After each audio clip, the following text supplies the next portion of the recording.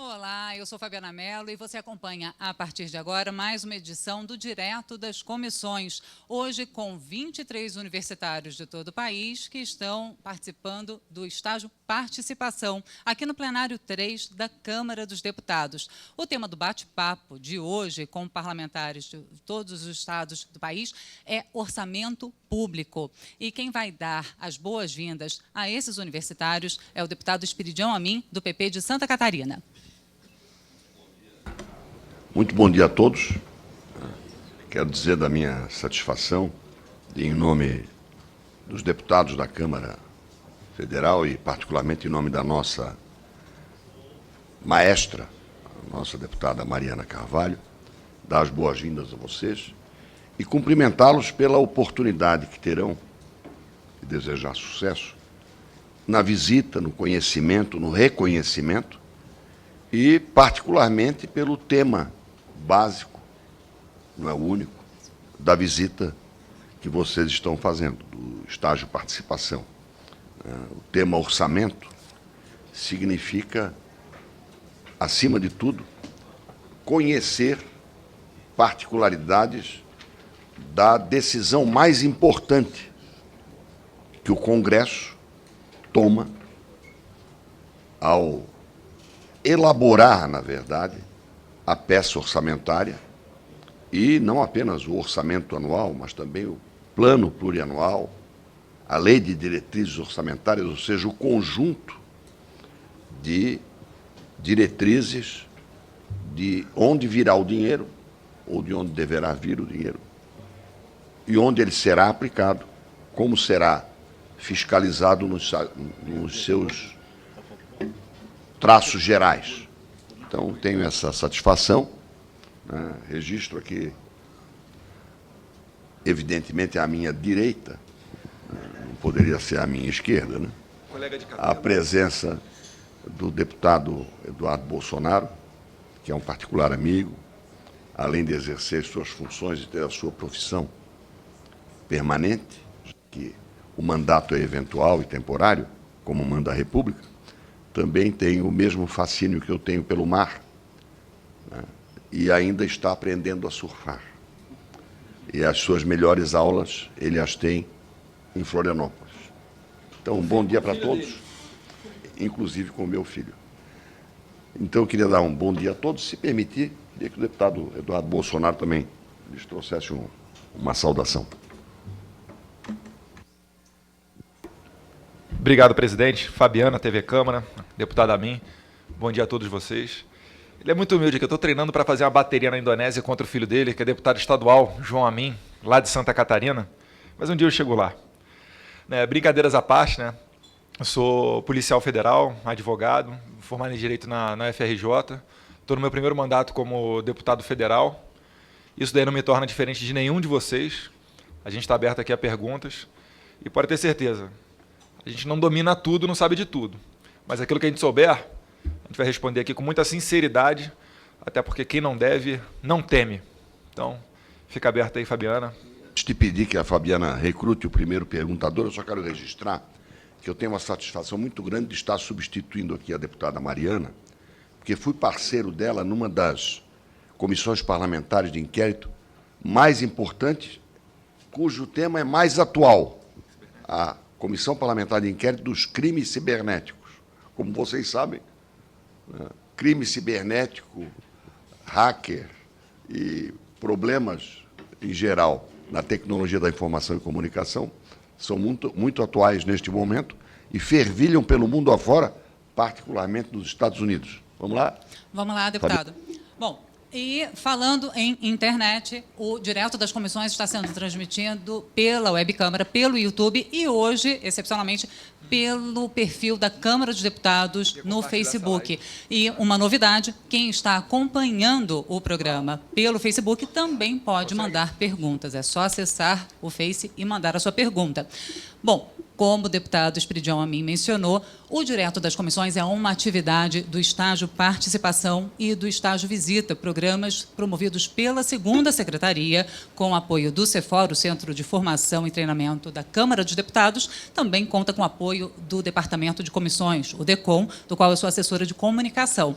E eu expliquei para os jovens que estão aqui, explico agora para vocês que estão acompanhando de casa, a dinâmica do programa.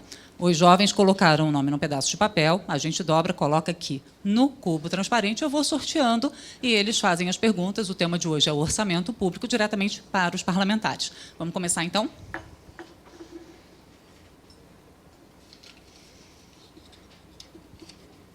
José Luiz de Souza Neto.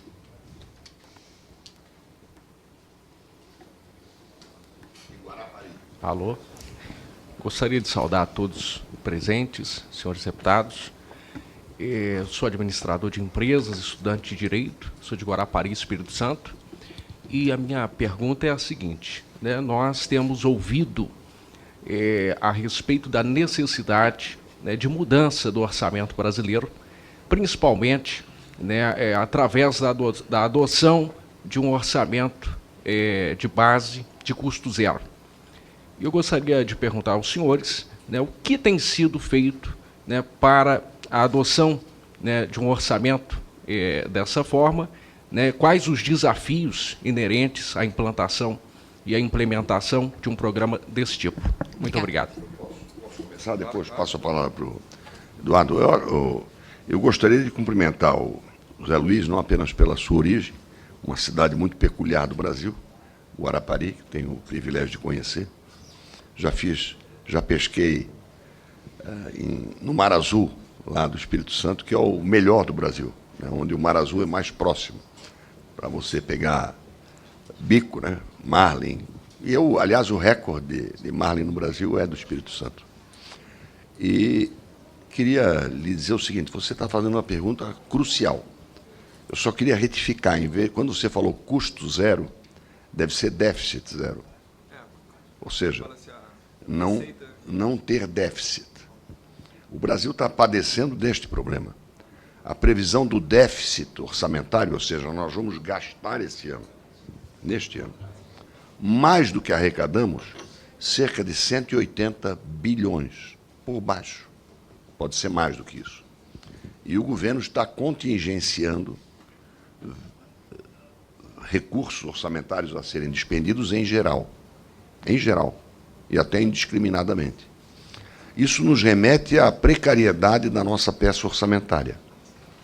Ou seja, nós temos um orçamento autorizativo. Só recentemente, em 2014, é que nós estabelecemos algumas pequenas exceções, particularmente nas emendas da saúde, para que sejam prescritivas. Ou seja, o governo é obrigado a gastar.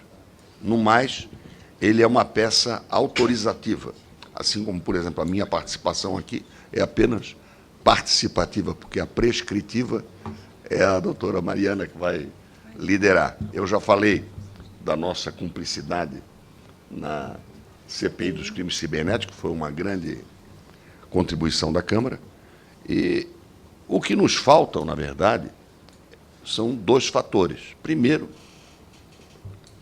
a valorização, que está melhorando, do papel da Câmara dos Deputados e do Senado, ou seja, do Congresso, na peça orçamentária. Tem havido muitas providências no sentido de dar mais seriedade, robustez aos números que compõem o orçamento.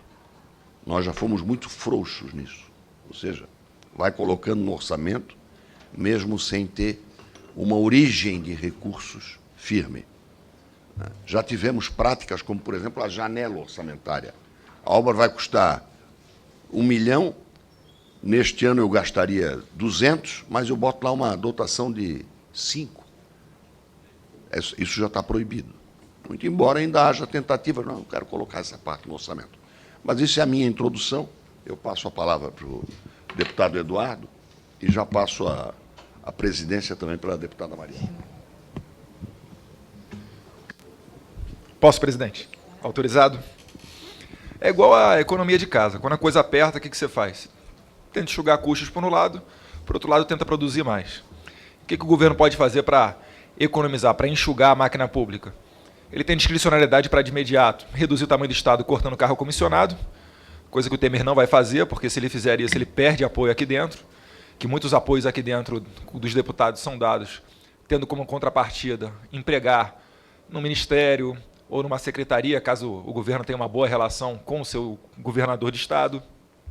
Além disso, redução de fraudes. A gente tem muitos programas assistencialistas, não é só o Bolsa Família, o Bolsa Brasil Carinhoso, dentre outros, que poderiam sim ser reduzidos, porque muitos deles, em que pese necessários, foram feitos com visão eleitoreira, ou seja, dando Bolsa Família para quem não precisa.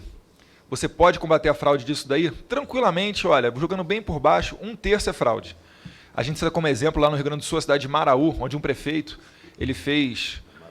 Marau é Bahia. Ele fez uma fiscalização do Bolsa Família e ele chegou a essa conclusão. 1/3 eram de pessoas como nós aqui, tem carro, tem uma boa condição de vida, não precisa do benefício.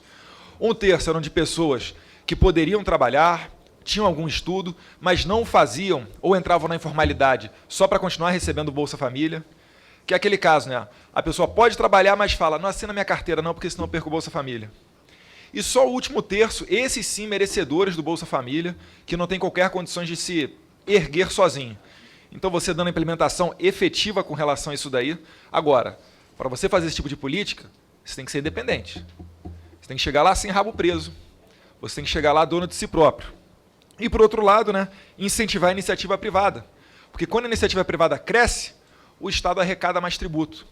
Só que, infelizmente, quando a gente fala aqui em maior arrecadação, o que o governante pensa? Muitas das vezes com a cabeça keynesiana e não com a cabeça de Mises, ele pensa em aumentar o tributo.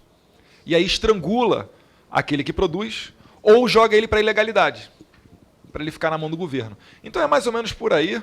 A gente tem a nossa participação aqui, até porque a gente vota o orçamento, mas em apertada síntese, esse é o tempo que eu tinha para explanar sobre o assunto. Mariana. Bom dia a todos. Mais uma vez, sejam muito bem-vindos a Brasília, a essa casa, os que são daqui à Câmara. Agradecer ao nosso sempre presidente, mestre, onde eu tenho a oportunidade de aprender muito com ele, deputado Esperidião. Ele teve uma grande participação como relator na CPI dos crimes cibernéticos.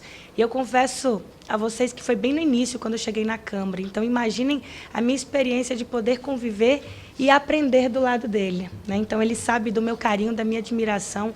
Foi muito importante por toda a minha chegada aqui na Câmara. Quando a gente vem, imagina vir lá de Rondônia, do Norte, chegar aqui, já assumir com tanta responsabilidade uma CPI e ter a oportunidade de trabalhar ao lado dele. E, da mesma forma, também o deputado Eduardo Bolsonaro fez parte, em alguns momentos, da nossa CPI, muito importante.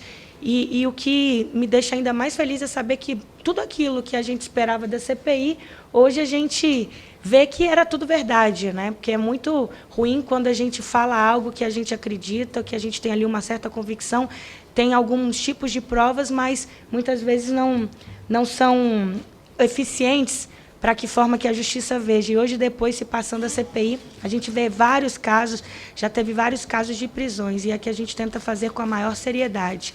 E até mesmo quando a gente entra nessa questão de orçamento, é muito preocupante quando a gente vê um próprio governo gastando ou com questões que seriam consideradas, podemos dizer, consideradas mesmo crimes cibernéticos ligados à pedofilia, desvios de dinheiro, patrocinando sites irregulares no nosso país, e muitas vezes, enquanto isso, fechando aqueles menores, e os maiores, aonde o governo ou algum interessado estivesse envolvido, estão ali sendo beneficiados.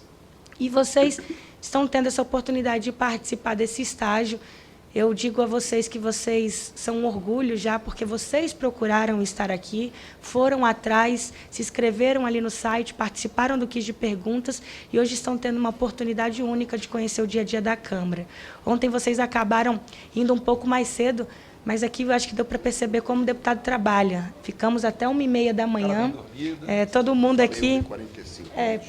Então, desculpa, 1h45, obrigada, e 45 em homenagem, mas ficamos realmente até 1h45 para votar todas as votações que tinham para ser votadas, e hoje o dia ainda continua, né? Então, acho que é uma grande experiência que vocês estão tendo.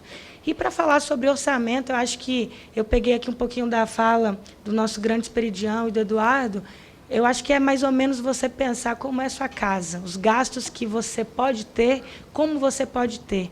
E é aquela coisa, não tem como você gastar mais do que você recebe. Tem que dar as prioridades, saber o que é prioridades, saber como você quer gastar e ter uma organização.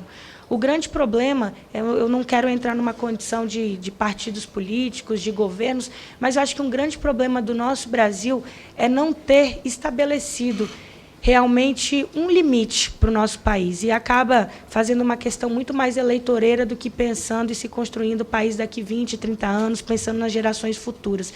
E eu acho que, quando o Eduardo fala numa condição de Bolsa Família, a gente sabe que tem muita gente que precisa, é um programa que veio para ser reinventado, numa condição que nasceu lá atrás de um Bolsa Escola, para colocar as crianças dentro da escola.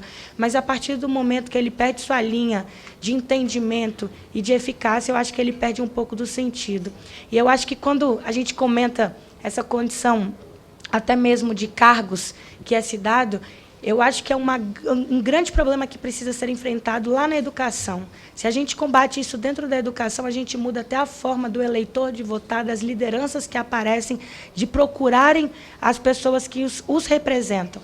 Porque, se vocês pararem para ver até mesmo assim no dia a dia, acho que aqui todo mundo deve passar por isso. Quando você vai pedir um voto para alguém, a pessoa vira e fala assim: mas depois você me garante, né, alguma coisa. O que eu vou ganhar em troca? Eu vou ter oportunidade de um cargo? Depois você arruma alguma coisa. Ou, se você vem, se você é eleito e tem alguém que começa a te pedir e você fala: olha, eu não tenho oportunidade, não tenho espaço. O grande problema chega aí, que aí você acaba criando um inimigo, uma inimizade desnecessária, uma pessoa que vira ali sua oposição, por um fator pessoal e único, exclusivo dela, por você não ter conseguido o cargo daquela pessoa. E o grande problema que a gente vê nas administrações são quando secretários são colocados não por uma condição de mérito, de conhecimento, de ser especialista naquela área, mas muito mais para poder agradar um partido A, um partido B. Então, aqui acho que um resuminho para a gente poder começar aqui a nossa manhã. Mais uma vez, é uma grande alegria receber vocês através da 2ª Secretaria e torcer para sempre a gente conseguir ampliar, independente de quem estiver na mesa, ter essa visão do que é trazer o estágio, participação, e ter vocês, estagiários do país inteiro, conhecendo o nosso dia a dia. Sejam bem-vindos. Obrigada, secretária. Desculpa eu controlar o tempo, mas eu já fui avisada 2 vezes que às 10 horas, impreterivelmente, a gente precisa entregar ao plenário. Sheridan Carreira, pode fazer a sua pergunta rapidamente para a gente poder dar vencimento aqui em todas as perguntas. Em primeiro lugar, eu gostaria de saudar a todos os presentes, senhores deputados. Meu nome é Sheridan, eu sou estudante de Direito da UFMG, sou de Belo Horizonte. E, rapidinho, eu gostaria de dizer que fico muito feliz de ver você aqui, mulher, jovem. É isso que o Brasil precisa. Ética, eu percebi pelo pouco tempo que a gente conversou. Fico muito feliz mesmo. A minha pergunta é sobre a PEC que foi recentemente aprovada, a PEC 241. Ela é bem breve. Muito se falou sobre a necessidade do corte de gastos e muito se falou sobre uma eventual uma prejudicialidade em relação aos setores da educação e da saúde. Existe alguma falácia nesse discurso? Como você se posiciona em relação a isso? Pode ser para o deputado Eduardo Bolsonaro. PEC 241 é igual corre na tua casa. Se você ganha R$1.000 por mês, você não pode gastar 2, 3 mil. É basicamente isso daí. Inclusive, quando ela foi aprovada, foi garantido por ano subsequente um maior orçamento para a área, acho que de educação e saúde, ou só educação? Para as duas, né? Então, na verdade, o que ocorre é o quê? É uma massificação de uma mentira que veiculou para a sociedade. Aqui não tem nenhum santo, aqui não tem nenhum ingênuo. Agora, como é que as coisas chegam para vocês? A gente vota a reforma trabalhista, falam o quê? Vai acabar com o 13º, com a licença maternidade, e a gente sabe que isso é mentira, porque isso aí está tudo o quê? Está tudo no artigo 7º da Constituição, são tidas até como cláusulas pétreas, imutáveis. A gente votou aqui, não foi nenhuma PEC na reforma trabalhista, né? Mas chega para vocês isso daí. Qual o objetivo? É só desgastar os opositores. Te dou um exemplo claro. Quando a Dilma sugeriu a terceirização, ou quando ela falava em reforma da Previdência, o que a CUT fazia? Nada. Agora o Temer sugeriu. O que a CUT faz? Quebra tudo, vai acabar com o direito do trabalhador, etc, etc. Então é mais ou menos isso. Se o Brasil fosse um país sério, a gente nem precisava da PEC 241, porque todo mundo sabe que dinheiro tem limite, não dá em árvore. Mas, ao que parece, os governos, pelo menos os anteriores, não tinham noção disso daí. Aí o que acontecia? Gastar mais do que precisa, uma linha de crédito grande, o Tesouro Nacional emprestando para o BNDES bota juros de baixo para construir Porto de Mariel, hidrelétrica na Nicarágua, perdoa a dívida de países ali, ditaduras africanas, empresta dinheiro ali para os colegas bolivarianos. Quem paga a conta? Nós agora chegando. Querem vender? Eu vou votar contrário à reforma da Previdência. Até aceito discuti-la, mas do jeito que ela está, é melhor você não ter. Porque você ficar pagando para se aposentar com a idade que está ou com o tempo de contribuição que está, eu até vejo argumentos favoráveis a ela.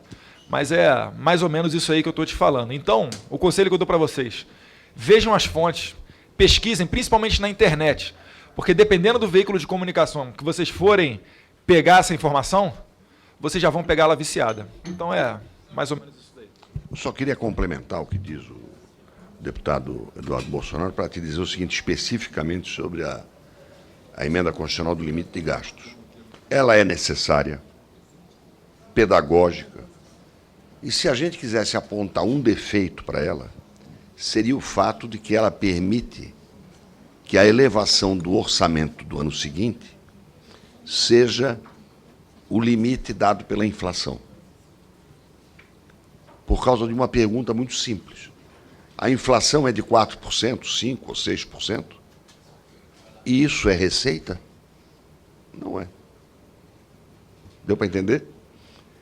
Se eu te disser, no ano que vem tu pode gastar o que tu ganhaste este ano, mais a inflação, sim. Não há uma obrigação de eu ter o meu salário sequer. Fico muito contente, num momento de crise, quando o meu salário é reajustado pela inflação. Chama-se ganho zero, em homenagem aqui ao Zé Luiz. Né? É a única crítica que eu acho que seria possível. E é verdade que saúde e educação foram resguardados, pelo menos nesses 2 primeiros anos. Obrigada, deputado. Eu queria anunciar a chegada do deputado Lúcio Moschini, do PMDB de Rondônia, e também do deputado Wilson Filho, do PTB da Paraíba, presidente da Comissão de Fiscalização Financeira e Controle. E, aproveitando, eu gostaria de pedir aos deputados que falassem um pouco, então, sobre o tema orçamento público. Deputado Lúcio. Bom dia a todos. Cumprimentar a minha colega Mariana Carvalho. Ela é a deputada mais bonita que nós temos em Rondônia. Essa juventude toda aqui nos inspira. Cumprimentá-la, cumprimentar todos vocês, meus colegas parlamentares aqui.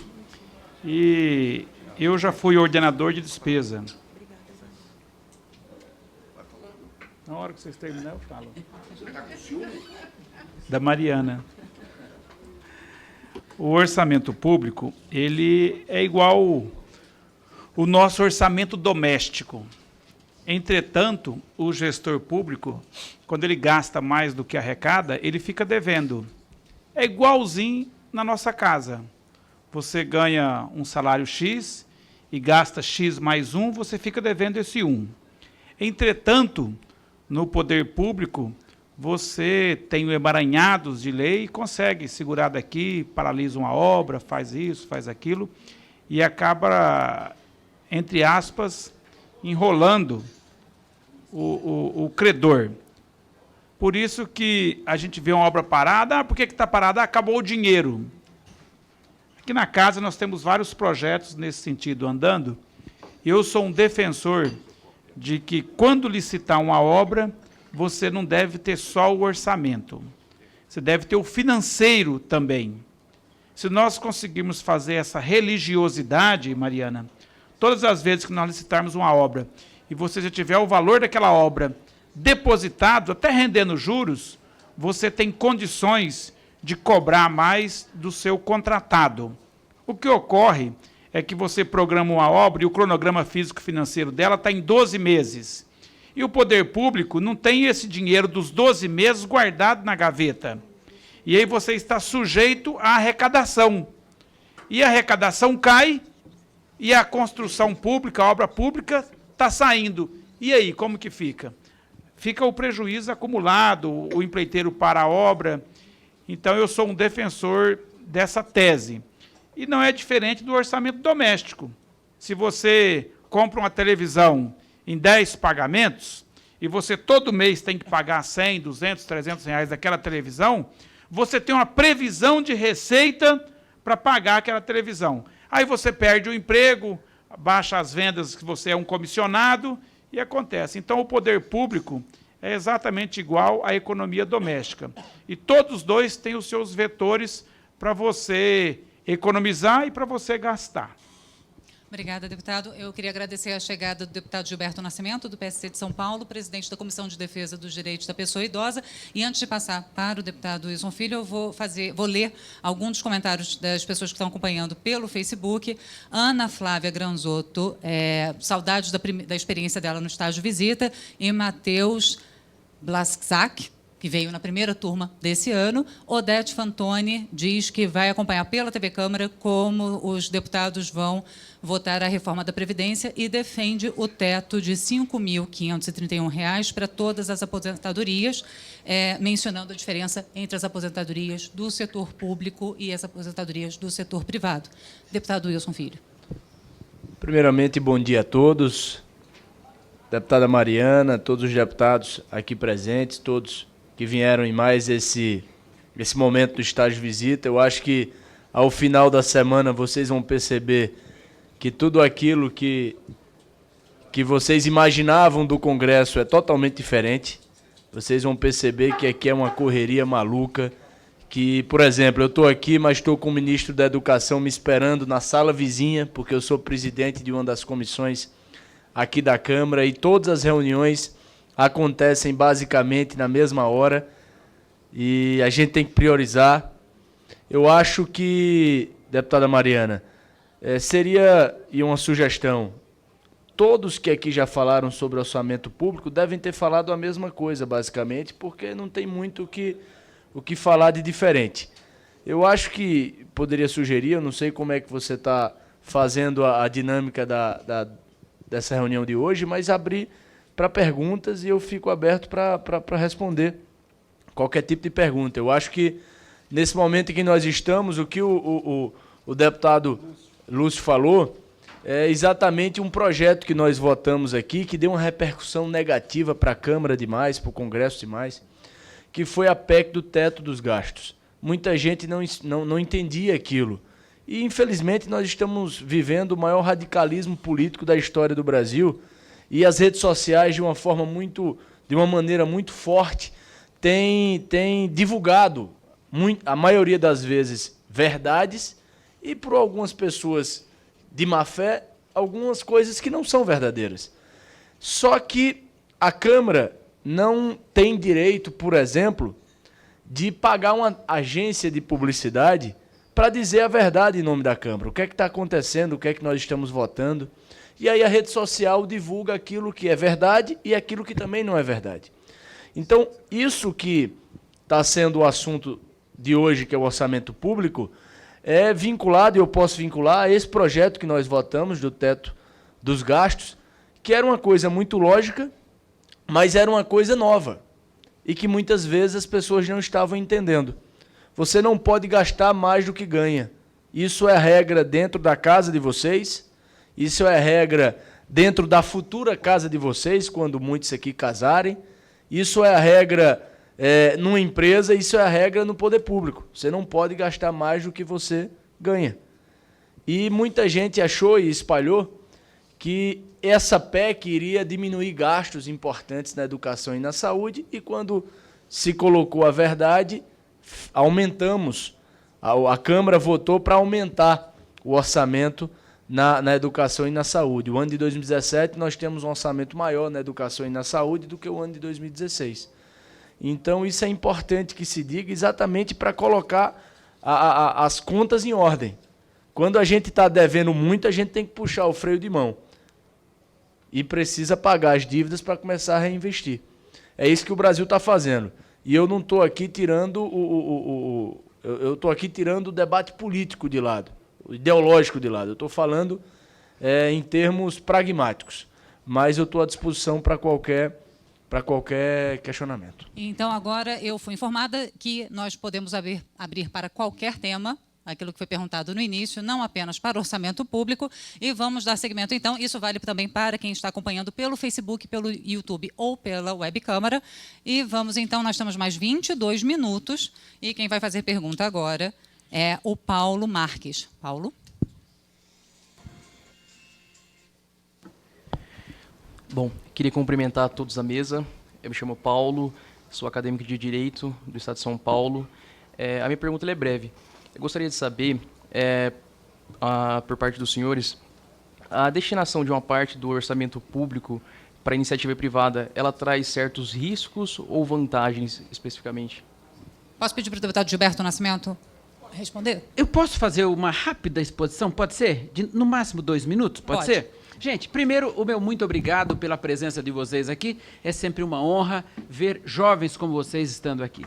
Eu queria fazer aqui uma rápida apresentação do seguinte. O orçamento hoje do país, o orçamento global do país é 2,9 trilhões. E o orçamento fiscal, 1,8 trilhão. É muito número, não é? Então, o que é orçamento fiscal? O orçamento fiscal é tudo aquilo que você arrecada. Então, por exemplo, o Paulo Marques, lá de São Paulo, ele veio para cá, pagou a passagem, alguém pagou, mas, enfim, teve um imposto que foi recolhido. Então, esse imposto vai para o caixa. Chama-se orçamento fiscal. O orçamento global é tudo aquilo que o governo movimenta com as suas estatais, com as suas empresas, suas fundações e assim por diante. O país, por exemplo, hoje, portanto, tem 1,8 trilhão de orçamento fiscal e 2,9 de orçamento global. Como é que se divide? Eu vou aqui, eu fiz um pequeno rabisco aqui, Mariana, permita-me, não sei se dá para todo mundo ver aqui, mais ou menos eu fiz uma pizza, dá? Vocês são jovens, têm os olhos bonitos e longos, não é? Então, é assim. Como é que é isso? Hoje, por exemplo, se você pegar esse 1,8 trilhão e dividir nessa pizza, 3,9 é para educação, pouco. 3,8 é para a saúde, 0,23 segurança pública do governo federal, 1,23 para o judiciário, 1,22 para o legislativo e assim vai. Depois nós temos um pedaço da pizza maior aqui, ó, esse pedaço maior, que é 22,1, que é para Previdência Social. É o buraco que tem na Previdência Social, que vocês estão ouvindo aí, o governo tem que tirar do orçamento para colocar lá. E depois nós temos um outro número muito problemático, que não é o grande problema a Previdência Social, porque a Previdência, desculpe falar tão rápido, é por causa do horário, ela me chama a atenção, fala mais 1 minuto só, tal, mas eu vou terminar já.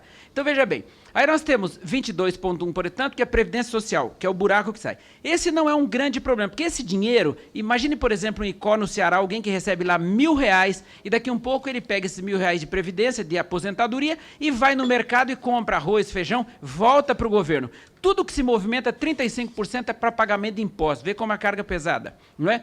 Mas vamos falar que desse 42,1, esse pedaço grande da pizza, sabe para que é? Pagamento de juros e serviço da dívida.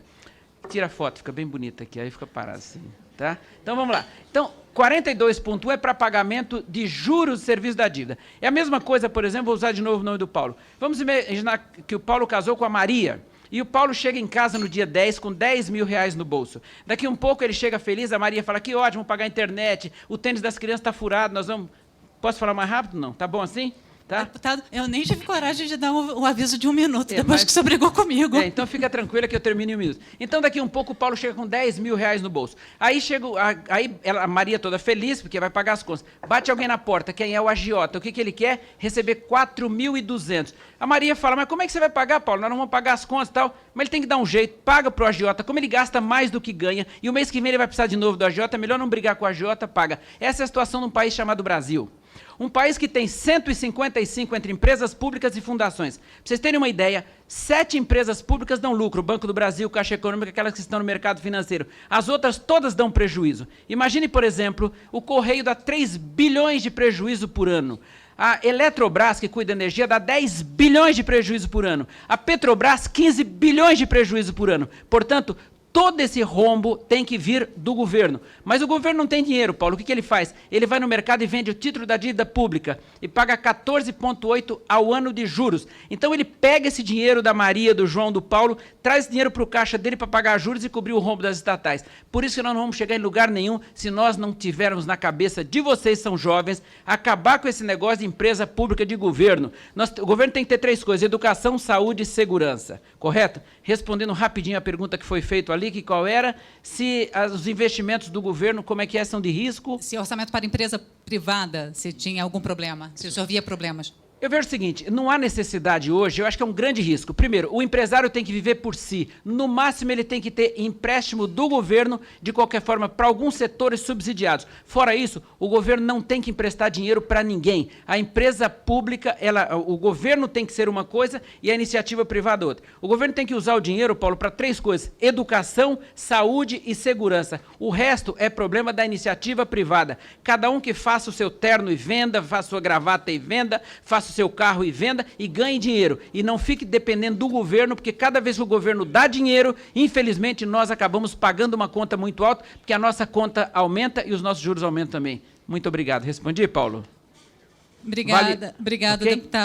Deputado, o senhor, desculpa, porque é um olho no cronômetro, o outro, faltando apenas 17 minutos, o deputado subtenente Gonzaga, do PDT de Minas Gerais, e o deputado Pastor Eurico, do PHS de Pernambuco, também se juntaram a nós para poder responder as perguntas. E o próximo a perguntar é o Douglas Alves. Douglas, cadê você?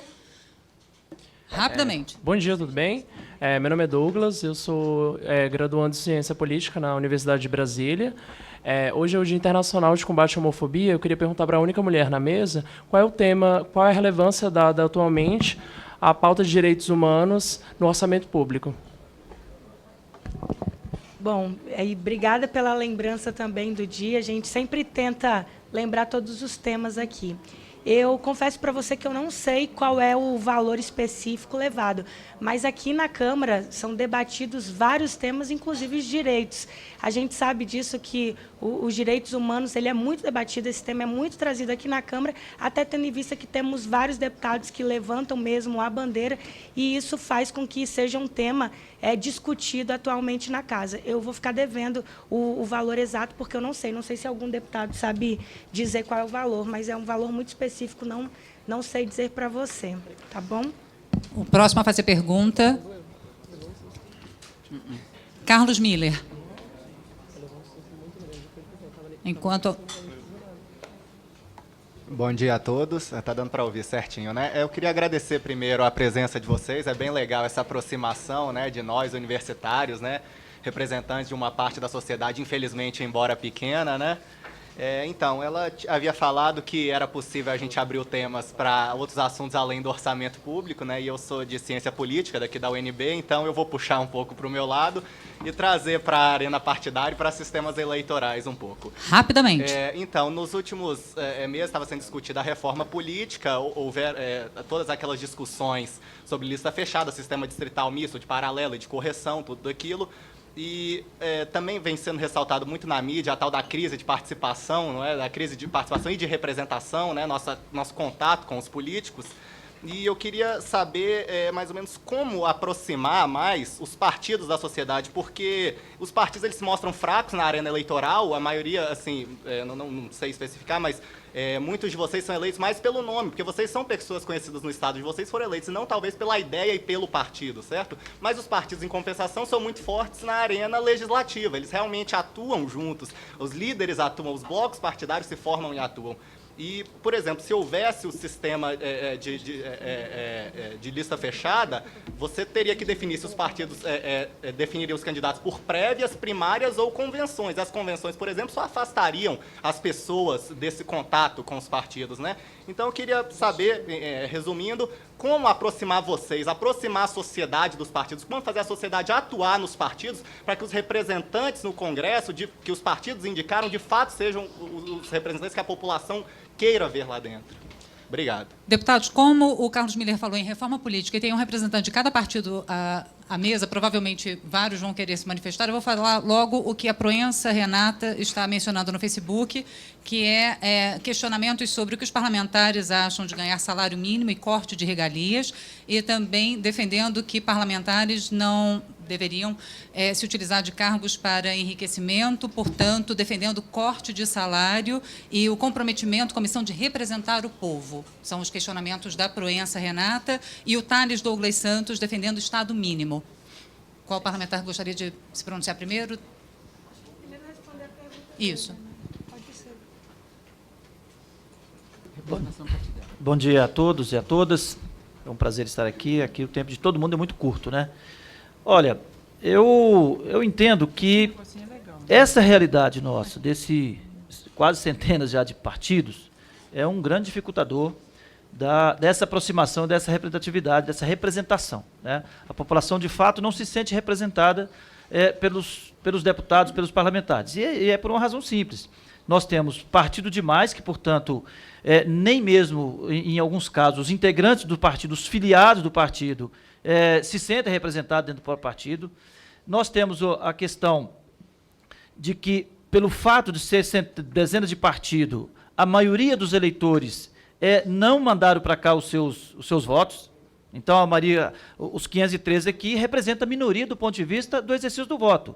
Como o partido não gera essa identidade política, ideológica, né, por conta desse modelo nosso, dessa realidade, portanto, a maioria da população não se sente representada por nós que estamos aqui, né, quando muito aqueles que votaram diretamente na gente. Então, em se tratando de reforma política, esse é um tema extremamente delicado, tanto é que todos os partidos hoje estão debruçados nesse tema aqui para se posicionar na Comissão Especial da Reforma.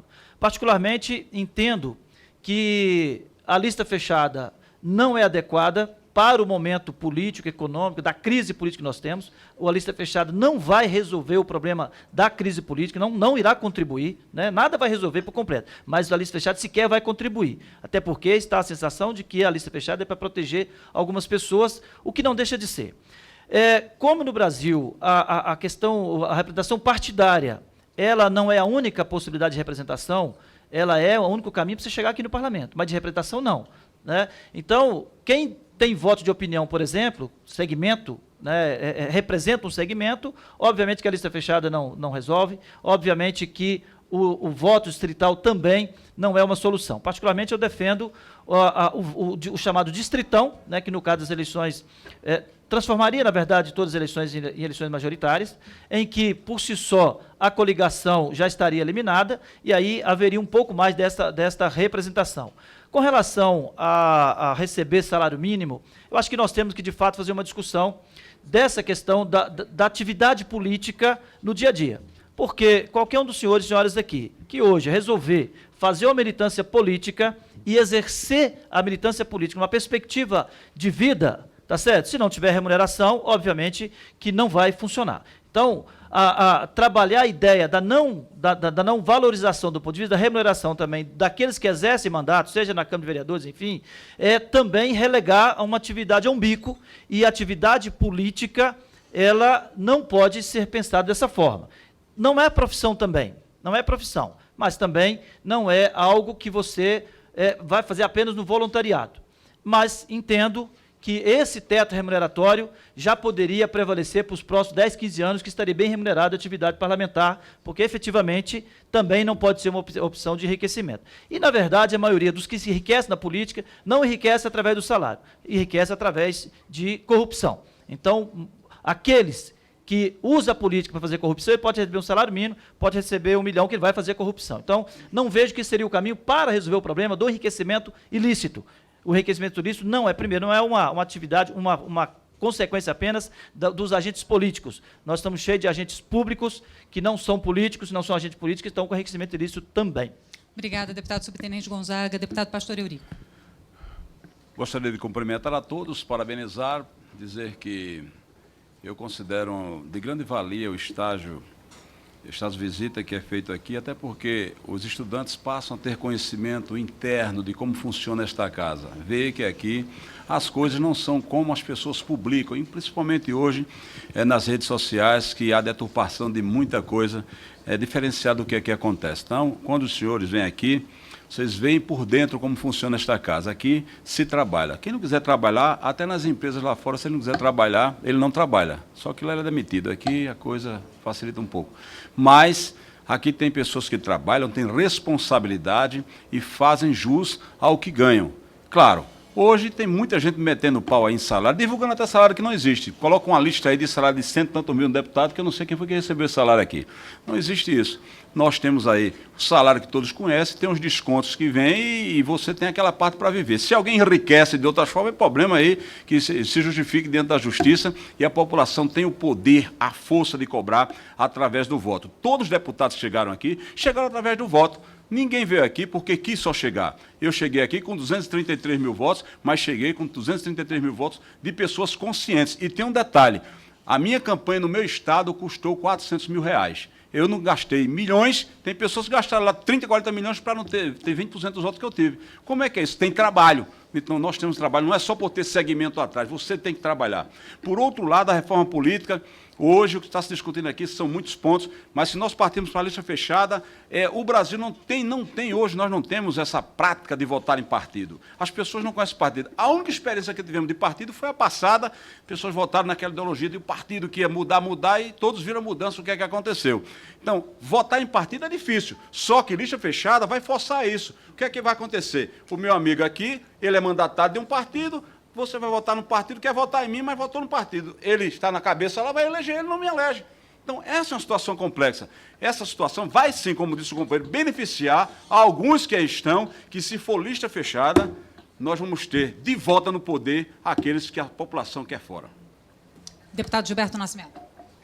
Vejam como o parlamento é importante. Eu vou fazer aqui o contraditório, tá bom? Eu sou membro da reforma política e vou dizer o seguinte, eu acho, por exemplo, minha forma de ver, não é opinião pessoal, tá? Mas só para fazer o contraditório, para você ver como o parlamento é importante, são as ideias discordantes. Eu, por exemplo, defendo plenamente a lista pré-ordenada, porque, veja bem, vamos imaginar, por exemplo, qual é o seu nome?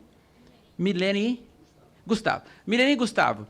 Os dois são candidatos, vê como é que é a eleição no Brasil, e que o voto hoje não representa ninguém. Milene é candidata a deputada federal e ele também no mesmo partido, por exemplo, o PMDB. Ela é contra o aborto. Eu sou contra o aborto, voto nela. Mas ela teve 100 mil votos. Eu vou trabalhar, ajudar a Mineirinha e tal, e ela vai ter 100 mil votos. Aí o Gustavo tem 100.002 votos. O voto, quem ganhou a eleição, então, foi o Gustavo, não ela, porque ele teve 2 votos a mais do que ela. Então, o voto que era contra o aborto, votei nela, ficou os 100 mil que votaram nela porque era contra o aborto, ficou a favor de quem? Do Gustavo, que é a favor do aborto. Vocês percebem? Esse voto não representa. Como é que é, por exemplo, o voto na lista pré-ordenada? Você não vota mais na pessoa, você vota no partido. Então, por exemplo, você vai observar o partido. O que o partido prega? O partido é contra o aborto, é a favor da liberação da economia, tal. Você pega aquele partido e vota em um programa partidário, você não vota mais em pessoas. Agora, quando dizem por aí que a lista é fechada, não é lista fechada, é lista pré-ordenada. Por exemplo, hoje existe uma grande guerra. Os dois são candidatos, um tem que sair falando mal do outro para poder... Um só tem uma cadeira, então cada um vai falando mal do outro para destruir, para pegar aquela cadeira. Por outro lado, os custos da campanha. Cada um pega o cabo eleitoral do outro, oferece mais dinheiro para o cabo eleitoral do outro, vira uma grande guerra e não representa mais ninguém. Então, o que eu defendo hoje? As pessoas passam a votar não nas pessoas, mas em partido. A lista não é fechada, a lista é pré-ordenada, só mais um minuto, eu termino já. Não é? Quem me dá mais um minuto? Levanta a mão, deixa eu ver. 1, 2, 3, 4, 5, 6, eu termino em 1 minuto, por favor. Bom, então vamos lá. Então veja bem, quando eu vou votar em uma lista, eu voto. Aqui tem o programa do partido, então o partido é contra isso, é contra aquilo, é a favor disso, é a favor daquilo. E a parte de trás do material, você vai receber a lista dos candidatos do partido. Alguém fala, mas vai esconder alguém ruim. Se o partido colocar alguém ruim na chapa, a chapa está inviabilizada, as pessoas não votam mais. Aí alguém fala, não, mas você vai pôr sua mãe, seu tio, seu pai. Se eu colocar minha mãe é uma pessoa maravilhosa. maravilhosa, mas não tem voto, não adianta. Então eu tenho que trazer pessoas que pensem igual o partido pensa e que votem, e que tenham votos. Só assim nós vamos conseguir construir alguma coisa que as pessoas passam a votar num programa de partido, como é nos Estados Unidos. 70% dos países do mundo são assim e as democracias deram muito certo. Muito obrigado, desculpe o contraditório. Obrigada, deputado. O tempo é para mais uma pergunta e é rápido. E os senhores me perdoem, mas a reunião da Comissão de Relações Exteriores e Defesa Nacional é com o comando da Aeronáutica. Então, os senhores entendem que eu vou ter que entregar realmente o plenário às 10 horas. Matheus Macedo. Bom dia a todos. Matheus, você é um rapaz de sorte. Ele estava é. rezando, gente. Ele estava realmente rezando para ser o sorteado. Obrigado, eu Deus. Aqui. Desculpa Obrigado. o meu entusiasmo. É porque realmente eu preciso reconhecer. Matheus, manda ver. Vai, rapidinho. Vamos lá, então, rapidinho. Bom, a gente sabe que o orçamento é fundamental. Se a economia vai bem, o país vai bem. A gente está vendo, nos dias atuais, que a reforma da Previdência está causando muito burburinho e aquela discussão toda. O governo traz dados espantosos que nos assustam. O rombo é muito grande, 180 bi, salvo engano. E eu quero saber, aí tem aquele choque de... Para concluir, Matheus. Aquele choque de informações. Setores trazem outros dados, falam que não existe rombo. Eu quero saber do senhor, tem alguém de oposição ao governo e de situação? Porque eu quero saber como é que está a posição de vocês nesse momento quanto a isso. Existe mesmo o governo está exagerando ou não? Como é que está isso? Posição dos senhores. Deputado Pastor Eurico ou Subtenente Gonzaga? Eu respondo com ele. Bom, eu voto contra a reforma, embora as informações, eu diria que parte delas são oficiais, são realmente reais. Existe um jogo muito forte em tudo isso aí. Na verdade, há necessidade de fazer alguma coisa. Se não fizermos, teremos um caos mais na frente. Embora, no momento, pelo sistema, pela forma como está, e, inclusive, pela jogatina que está aí, pelo comércio que está aqui dentro, eu voto contra. Primeiro, 2 órgãos produziram informações sobre o chamado déficit da Previdência, e os 2 contestando os dados do governo, usando dados do próprio governo. Um foi a Anfip e o outro foi o CONAMP. Os 2 usando informações do governo, dados oficiais, provaram que não tem esse déficit, não tem esse rombo. Rombo também é uma palavra que, às vezes, não é nem adequada. Você pode ter um déficit, o rombo pressupõe desvio, mas esses 2 órgãos provaram, trouxeram essa informação e o governo não foi capaz, em todo o debate, de desconstruir esse número. Então, eu fico com a informação da Anfip e do CONAMP, que, a partir desses dados, diz que não há esse déficit que o governo justifica. Segundo aspecto a Previdência Social não é uma empresa que tem que necessariamente dar lucro, porque ela cumpre um papel do Estado que importante, inclusive distribuição de renda, de garantia de uma sobrevivência mínima da maioria da população que efetivamente na velhice precisa dessa condição. Nós todos precisamos. Então, portanto, não podemos ver também a Previdência apenas como uma empresa que tem que ser superavitária. Ela cumpre um papel do Estado, ela tem uma função dentro do Estado. E a minha posição não é ser de oposição ao governo. Eu sou de um partido de oposição, faço oposição a esta proposta, não concordo e votarei contra a reforma da Previdência no plenário. Obrigada, deputada. Deputada Mariana Carvalho, para encerrar.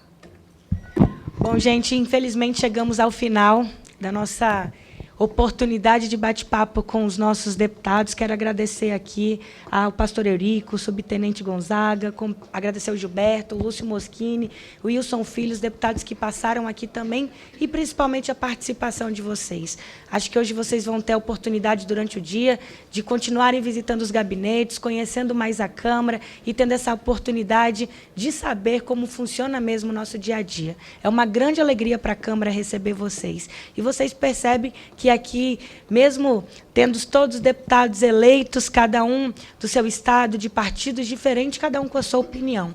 E o respeito é o que vale, é aquilo tudo que eu conversei ontem com vocês. Não tem como a gente chegar a um consenso de agradar a todos, até mesmo aqueles que a gente agrada, em algum momento a gente pode estar indo por uma linha divergente. Mas dizer que eu tenho certeza que o objetivo de todos é querer a construção de um país melhor, um futuro melhor, mesmo com diferentes opiniões. Então, aqui é o parlamento. Isso aqui é o reflexo, realmente, do que é a Casa Legislativa, do que é a Câmara Federal dos Deputados.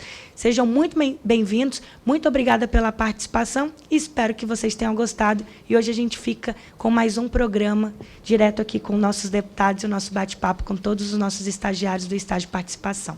Obrigada, deputada. E o Direto das Comissões volta na semana que vem com os universitários do estágio Visita, 9 horas, quarta-feira, no plenário 11. Não perca, até lá.